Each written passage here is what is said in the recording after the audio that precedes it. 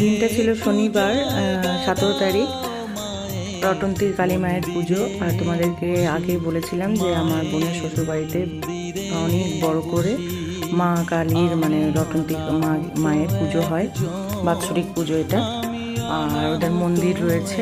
আমরা সন্ধেবেলায় এসেছিলাম, দুজনেই ডিউটি করে তারপরে এসেছিলাম। আর কি সুন্দর করে সাজিয়েছে দেখো, একদম বাইরের গেট থেকে শুরু করে মায়ের মূর্তিও অপরূপ সুন্দর লাগছে। খুবই সুন্দর করে সাজায়। এটা আমার বোনের বর শাড়ি টাড়ি পরায়, খুব সুন্দর সাজানো গোছানো ওদের। আমি তো আজ 5 বছর ধরেই আসছি, বোনের যতদিন বিয়ে হয়েছে। আর এই দেখো আমাদের লাড্ডু সোনা পরেছে ধুতি পাঞ্জাবি। মা আর বেটু আগেই চলে এসেছিল, ওরা একটু বিকেলই চলে এসেছিলো।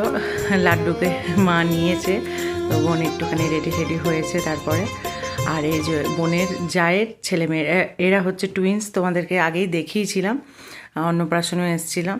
আর আমাদের লাড্ডু সোনার এত ঘুনু পাচ্ছে, ঢাক ঢোল বাজছে, ওর কিন্তু কোনোতেই কোনো কিছুই কর্ণপাত করছে না, মানে ঘুম ছাড়ছে না ওর, কারণ রাত্রে জাগতে হবে যেহেতু। আর এদিকে পুজো শুরু হওয়ার জন্য সবাই প্রস্তুতি নিচ্ছে।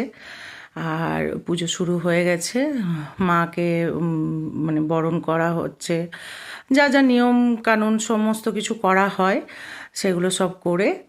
আর এদিকে রাত্রেবেলাতে খাওয়া দাওয়া শুরু হয়ে গেছিলো, ছাদে খাওয়ানো দাওয়ানো হচ্ছিলো সেদিনকে।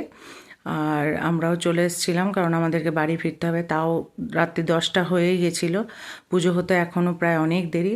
আর খাবারের টেস্ট নিয়ে বলার কিছু নেই, অপরূপ সুন্দর, মানে অপূর্ব টেস্ট। হ্যাঁ, মটরশুঁটির কচুরি ছিল, আলুর দম, পোলাও ছিল, পায়েস, বোঁদেও ছিল, ওটা ভিডিও করতে ভুলে গেছি।